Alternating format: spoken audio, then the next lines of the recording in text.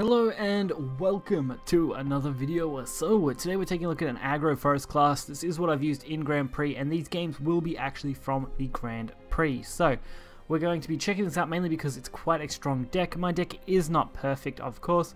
I definitely would recommend running 3 Falconeer if you have them. Of course, I am only running 2 due to the fact that I only crafted these myself and only had enough vials to do 2 of them. You could probably change a few other smaller things in this deck, just mainly number changes and up certain other cards in that way. I mean, you could definitely drop a Beetle Warrior for something more popular like Insect Lord or things like that, but this deck seems to do quite well so far. Unfortunately, as of making this video, I haven't qualified for Grand Prix, in Group A at least. I did get 3 wins in my last run of this, which is where most of these games are coming from, so please keep in mind that these are under pretty intense games and misplays are pretty likely. Being able to assess that is pretty normal, so I mean, it's one of those decks where you're playing so quickly, you're playing everything out. It's very easy to make a mistake based on what your opponent's going to play. You tend to follow a very similar pattern of early drops, returning brambles, replaying brambles, so on. That seems to be the main idea, at least the way I've been playing it. And then using things like Imperate and Fairy Driver as just purely closers. They just end your match basically there and then when they're drawn. So we're going to get right into this and check it out. So our first match is against Blood. The 3 matches I did win in the Grand Prix with this deck were pretty decent. I mean, overall, the deck played out pretty much how I wanted it to. Keeping an Airbound and a Wood of Brambles is actually pretty good. Goblin is also a nice early card, especially when you do set up nicely. Of course, if you've noticed a few videos lately, they get a little bit of hate for me misplaying. I think that just stays true to normal players. Most players will misplay, it happens. Of course, with how many videos I'm producing and how many games I'm playing, even with a good game with wins, there's bound to be a misplay here and there. There's bound to be times when I forget certain cards' effects. When puppets first come out, there was a fair few times I'd forget that the puppets banished themselves. I have learnt from that, obviously, and that changes. In the case of one of my last videos last week, the Mammoth, that was a little awkward, and of course I did decide to clear the Mammoths, but they actually killed themselves anyway, so it would have been pretty pointless. But it's learning from stuff like that. Mammoth was a card I haven't seen since I did the review of the cards that were coming out back then, and to see it played was actually a pretty big shock, so that's why stuff like that happens. Of course, we get pretty much perfect hand. We've been able to use our Airbound Barrage the first time, pick off a follower, return Brambles, replay Brambles, do basically the same thing again. Very easy to follow, just very simple plays. Being able to just continually manipulate this Wood of Brambles to boost these cards up to the point where they trade a lot better off and they really are hard to remove. Of course, they have pretty much the perfect card again though. Using the Paradise Vanguard is pretty ideal to remove most of Forest's cards, just because Forest runs a lot of 1-drops. But we have got our Fairy Driver, which when comboed with all these fairies, gives us a huge advantage. Plus, Starry-Eyed Elf is actually a pretty nice card. I wasn't the biggest fan of this card when it first launched, but now I'm starting to grow on me. I mean, getting Brambles for free pretty much is good.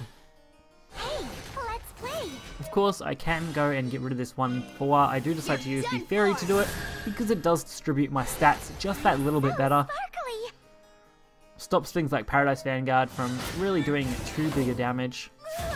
If I had evolved the 4/4, sorry, the 2/2 into a 4/4, they would have had a massive amount of value to that Paradise, and I really didn't want to see that happen. So there is Waltz, King of Wolves. It's a card that I've only got 1 of, and I really want to get more of. I really want to test that as a deck, so hopefully by the time this video is coming out for you guys, because as you know, I make a lot of these videos a fair bit in advance, usually by about a week or so. So it's pretty expected that I'll have cards that will adjust. So getting a Waltz would be amazing. I just need a couple more. So Starry Elf, again, another great way to pull my Brambles that I want. I've also got so many fairies now that playing them isn't going to hurt our bottom line. We can also remove this entire board while keeping really nice stats to these followers.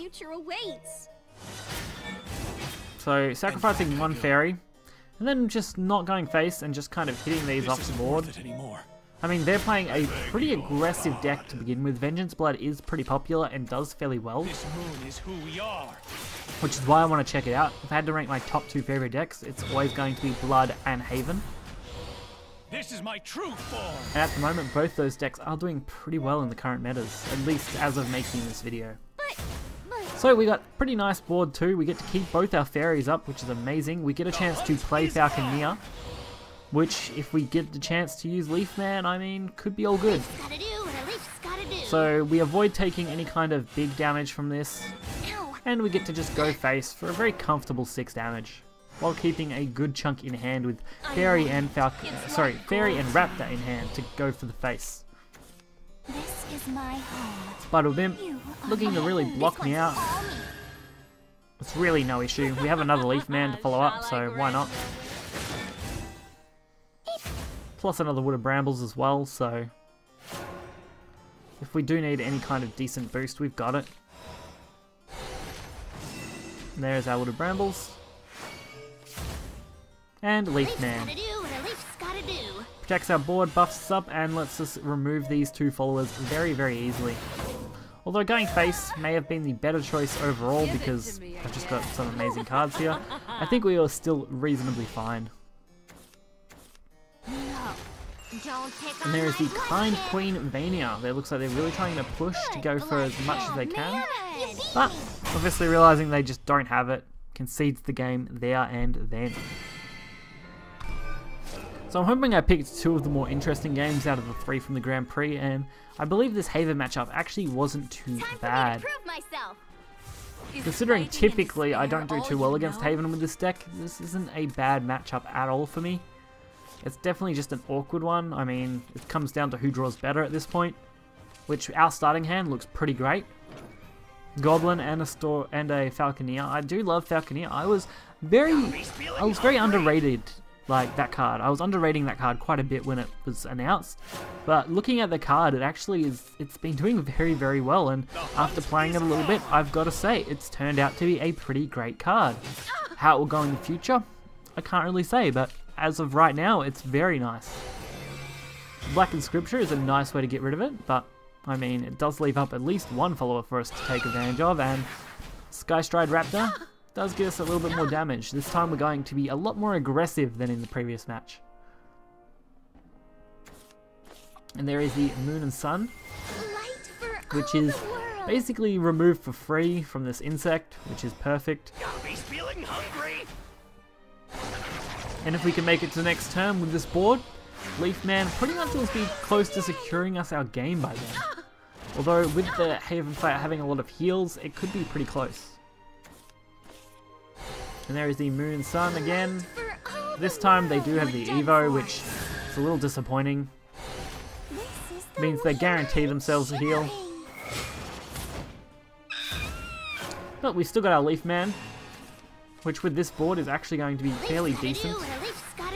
Boosting 3 followers and giving them all protection from spells.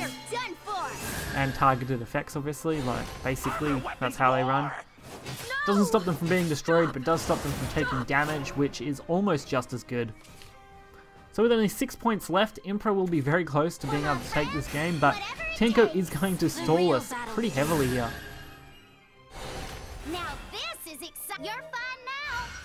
If only Raptor was a 2-drop and not a 3-drop, then we'd actually have a very close game with our Falconeer and Elf Song and Evolve. What a relief. Actually, I think if we had that, we probably would have game. Very, very close to it at least. So we go for the Falconeer. We're definitely taking it. With the Evo, we can at least remove the Tenko, which does allow us to hold on to our Emperors. We missed the mark. So we can at least remove that, go face a little bit. We do still have both our Emperor though, so we are sitting pretty comfortably, at least for now. But of course, another Moon and Sun, going for a little bit more heal, kind of expected it to be honest. It was bound to come down. At least it is only going to gain the single heal here. Which means we don't need much for this game. Light for all the world.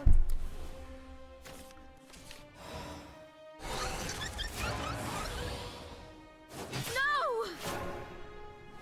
So with double Elf Song, we are looking at very comfortably. At 7 points, we need to draw a 2-drop or lower to win this game off this hand currently. But Fairy Driver also is a great way to close it out, as Elf Song will give us 2 fairies even without a boost. So that is 9 damage to the face, more than enough to win this game. Hey, let's play. Make yourself useful. So they actually could have healed a little bit more and we still would have closed that with that draw. Of course, if we had have drawn any decent low drop 2 to 4 drop range, we could have also elf songed in one, but it worked.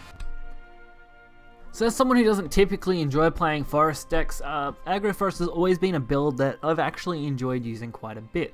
Especially now, it seems like this is actually the ideal kind of deck for me. I like both control and aggro decks, and I'm kind of impartial to mid-range decks just because mid-range is both good and bad depending on the deck variants, but I've always loved the both aggressive decks and the big combo, not really combo decks, sorry, the big control decks. Combo decks suck, I really don't like playing those, but this one just scratches that aggressive itch that I've been wanting to play for a while, and it does quite well. So if you guys are interested in checking out this deck, you will find the link to it in the description below. You can hit that like button and subscribe for more content, and I will catch you guys next time. See ya.